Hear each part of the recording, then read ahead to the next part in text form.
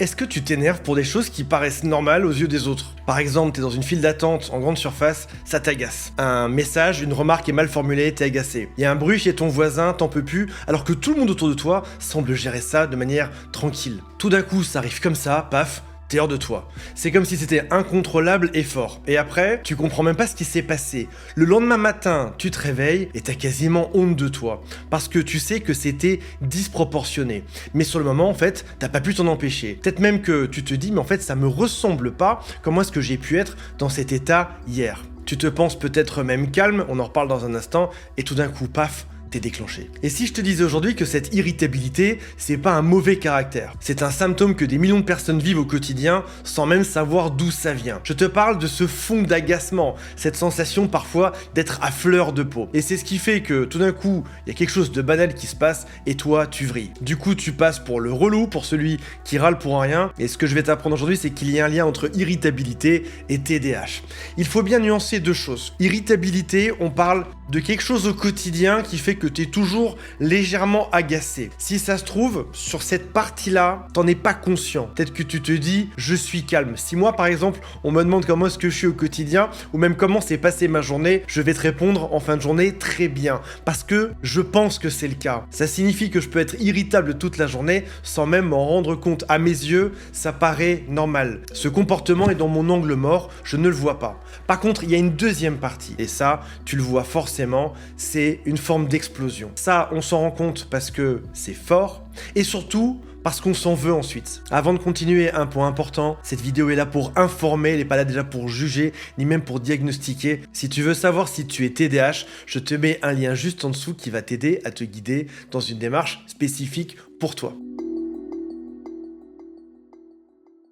Alors, est-ce que tu es irritable au quotidien? Comme on l'a vu, t'en sais probablement rien. Demande peut-être à tes amis que tu vois une fois par semaine, et même eux diraient de toi, tu es quelqu'un de très calme. Demande peut-être plus à quelqu'un qui t'accompagne au quotidien, comme par exemple ta femme, ton mari, ta petite amie, parce que eux te voient du matin au soir. Cette irritabilité, celle que tu as peut-être depuis que tu es tout petit, on te l'a peut-être vendue comme un défaut. Peut-être qu'on t'a dit, tu t'énerves pour rien, t'es insupportable, ou encore la maîtresse à l'école te recadrait et t'avais une punition, tu devais recopier des phrases sur un carnet. Et t'as peut-être même fini par te demander si c'était pas juste ta personnalité. Et si c'était tout simplement neurologique. Concernant par exemple tes relations amoureuses, les chiffres donnent une idée de l'ampleur du problème. Une étude de 2021 a trouvé que les adultes TDAH ont des relations amoureuses plus courtes et plus conflictuelles que la moyenne. D'autres recherches montrent que dans un couple, si l'un des deux a un TDAH, dans ce cas-là, il y aura 2 fois plus d'insatisfaction que dans un couple neurotypique. En gros, dans le TDAH, c'est pas le fait que tu oublies tes clés dans le frigidaire qui pose un problème, c'est plutôt la réactivité émotionnelle.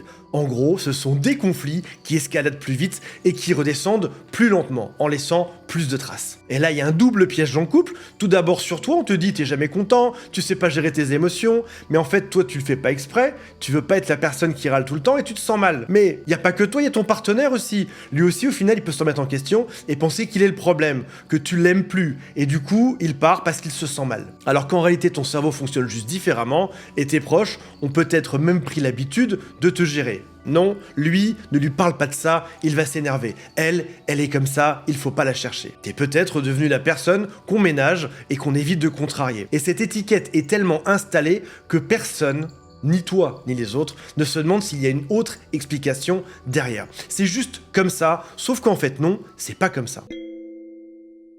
Lorsqu'on prononce le mot TDAH dans une soirée, on a souvent l'image de ce petit garçon qui saute dans tous les sens et qui est dur à contrôler. Et du coup, on pense souvent à 3 choses. Une personne qui a de l'inattention, une personne qui est hyperactive et une personne qui est impulsive. Et en effet, ce sont les 3 premiers critères officiels dans les manuels de psychologie. Inattention, hyperactivité, impulsivité. Mais il y en a un 4e dont on parle très peu et qui est omniprésent chez les personnes qui ont un TDAH. Ça s'appelle la dysrégulation émotionnelle. En gros, c'est une difficulté à réguler ses émotions et en particulier, il y a l'irritabilité.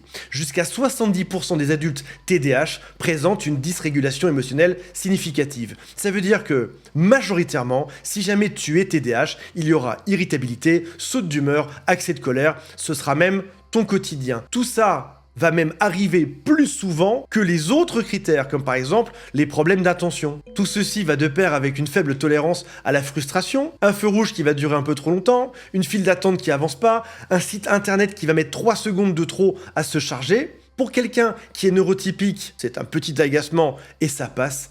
Pour un cerveau TDAH, c'est une agression. Le cerveau n'arrive pas à mettre cet événement dans sa juste proportion, il va le traiter comme si c'était grave, alors que bien souvent, c'est insignifiant. Et en 2023, une revue publie quelque chose qui va encore plus loin, qualifiant la dysrégulation émotionnelle comme symptôme central du TDAH adulte, bien au-delà de tous les autres. Donc en gros, bien plus fort que l'inattention, bien plus fort que l'hyperactivité et bien plus fort que l'impulsivité. Pourtant, si tu vas voir un médecin demain et que tu lui dis « je suis tout le temps irritable, je m'énerve pour rien », il y a de fortes chances qu'il te dise que tu es dépressif ou que tu as un trouble anxieux ou qu'on te dise simplement de mieux gérer ton stress. Le TDAH ne sera sûrement même pas évoqué. Est-ce que tu as souvenir d'une soirée, peut-être en couple, où tout à coup tu t'es énervé. Et tu t'es énervé extrêmement fort. Je parle pas de violence physique, peut-être même pas de violence verbale, mais c'est monté en toi. Et le lendemain matin, tu t'en voulais. T'arrivais même plus à te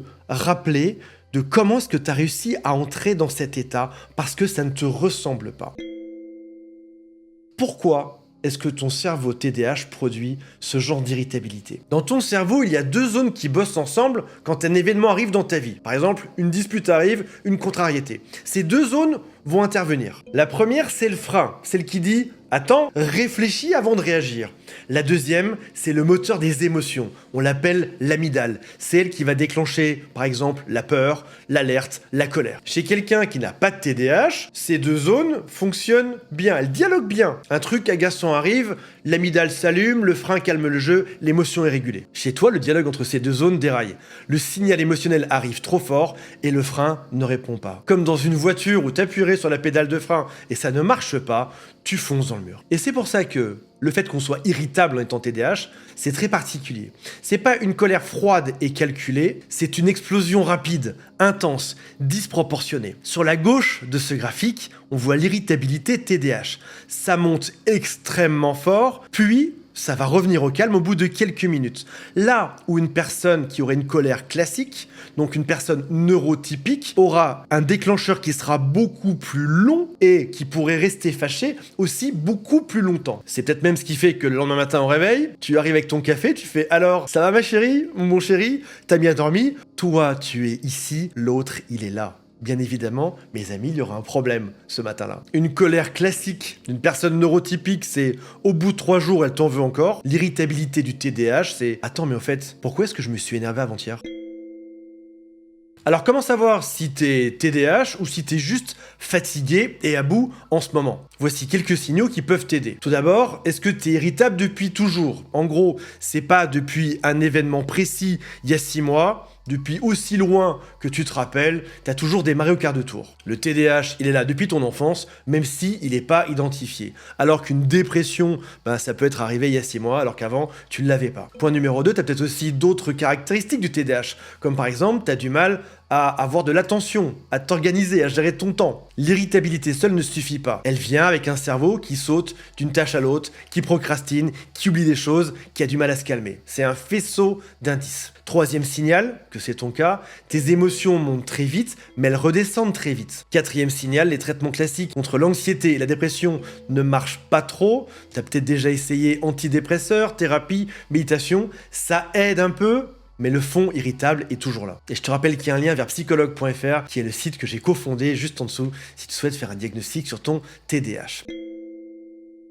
Alors, qu'est-ce que tu peux faire en attendant? Déjà, tu peux poser la question à ton entourage et tu seras surpris. Demande à tes amis. Mais si ça se trouve, tes amis ne te voient que dans les bons moments, là où t'es zen, là où tu rigoles.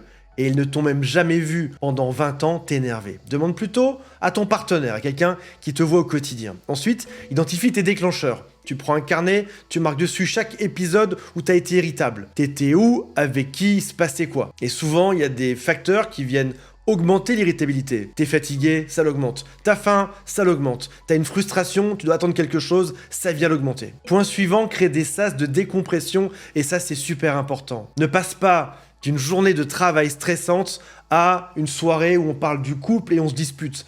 Prends un moment pour toi, fais tout retomber en allant te balader par exemple dans la nature. Même 10 minutes seul à rien faire, ça peut suffire. Maintenant, tu peux aussi prévenir ton entourage.